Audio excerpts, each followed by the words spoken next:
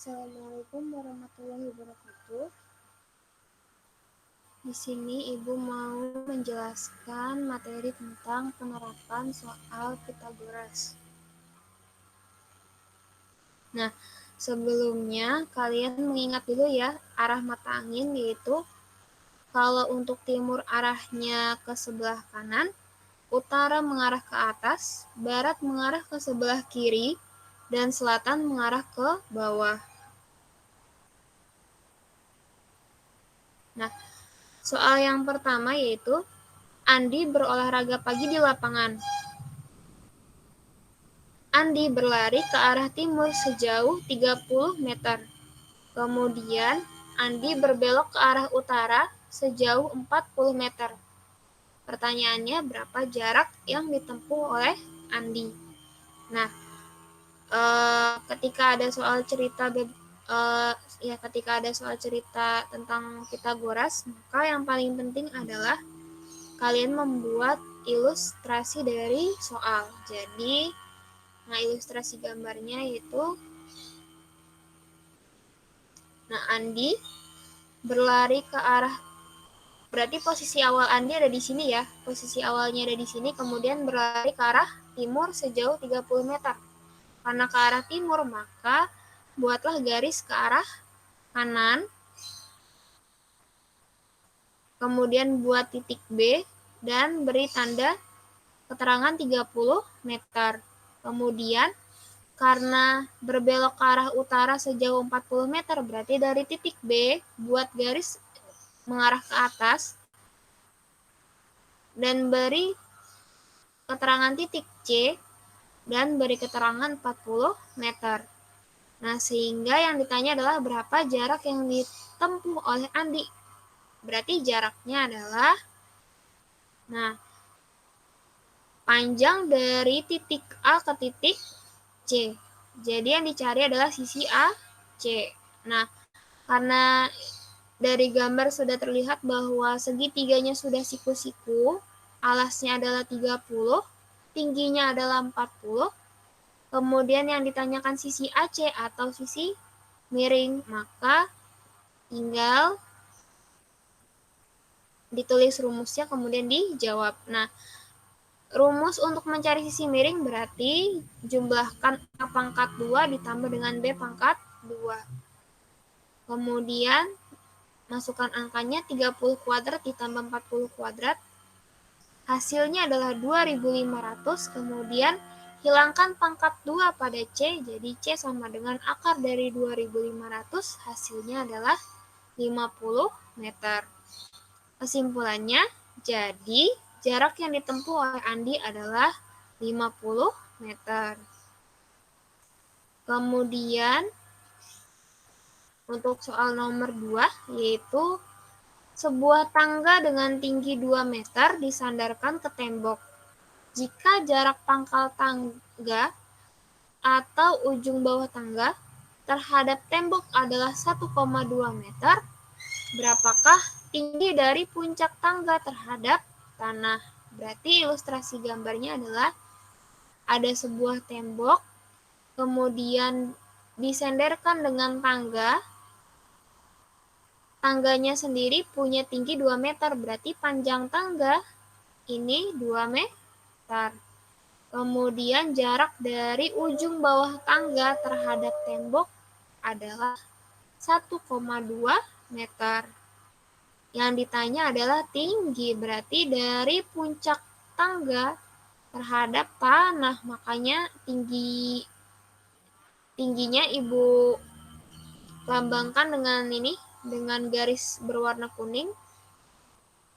Nah, berarti dari ilustrasi gambar didapat bahwa sisi miringnya adalah 2 meter dan sisi alasnya adalah 1,2 meter. Yang dicari adalah sisi tinggi.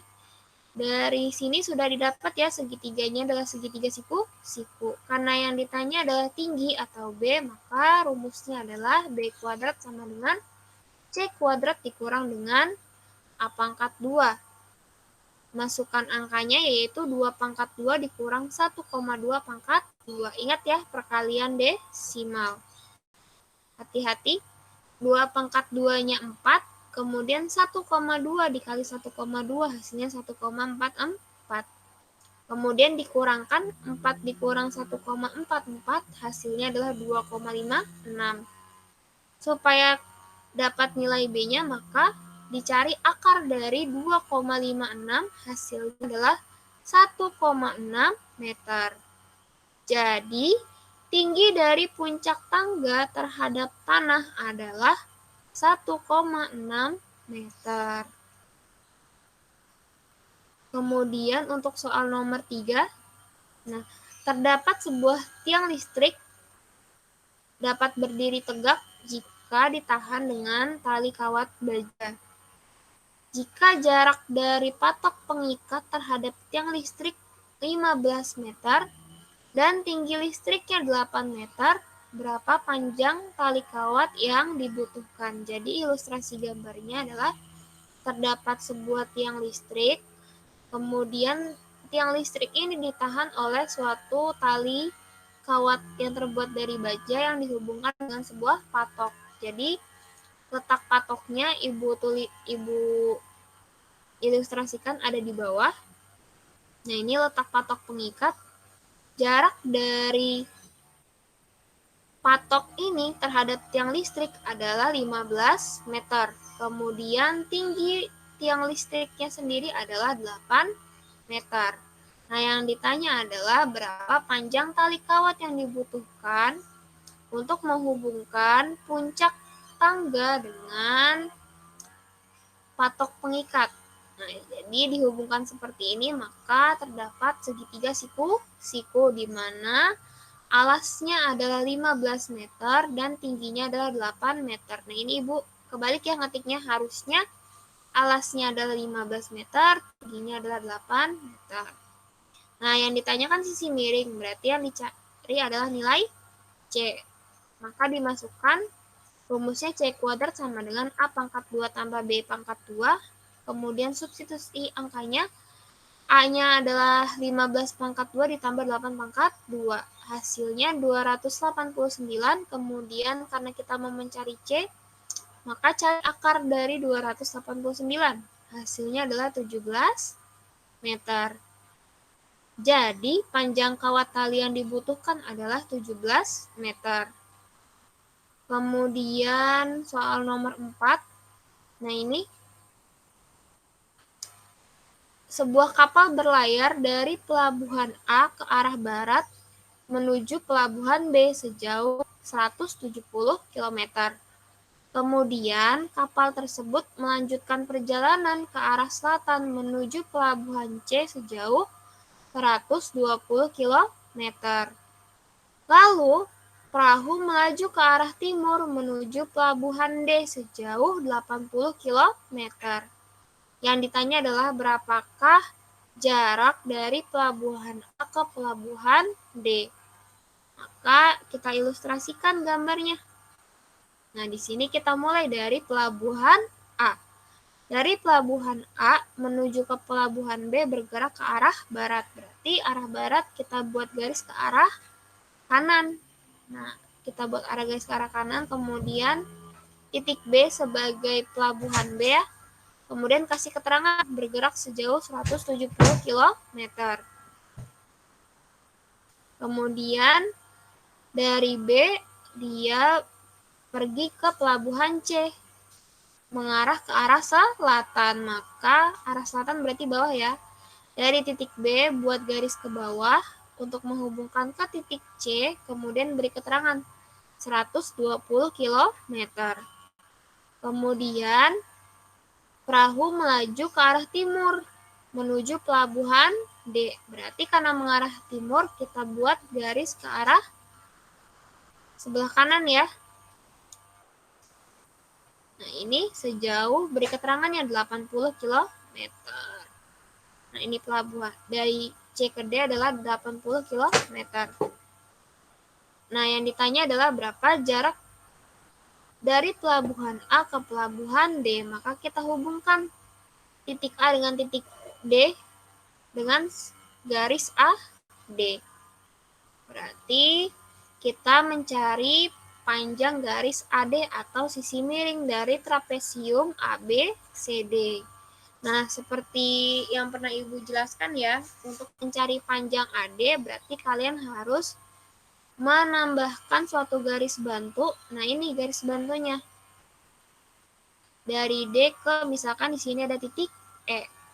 Nah, panjang dari D ke titik E di sini senilai dengan panjang dari B ke C, yaitu 120 km. Nah, makanya di sini Ibu kasih keterangan 120 km. Kemudian, nah, dari sini kan kita perhatikan di sini ada persegi panjang ya. Persegi panjang, sisi di sini 120, sisi di sini juga 120. Maka jarak dari titik B ke titik E di sini adalah 80 km, senilai dengan panjang dari titik C ke titik D, yaitu 80 km. Karena dari B ke titik E adalah 80 km, maka sisa dari titik E ke titik A adalah 170 dikurang 80. Hasilnya adalah 90 km. Nah, dari sini kita mau mencari panjang AD. Berarti perhatikan segitiga AD dengan titik E di sini. Jadi diketahui bahwa alas segitiganya adalah 90, kemudian tingginya adalah 120. Nah, untuk mencari C berarti dijumlahkan. C sama dengan A pangkat 2 ditambah B pangkat 2. Kemudian masukkan angkanya 90 kuadrat ditambah 120 kuadrat. Hasilnya adalah 22.500, tapi masih dalam C pangkat 2. Maka kita cari nilai C-nya adalah akar dari 22.500, yaitu 150 km.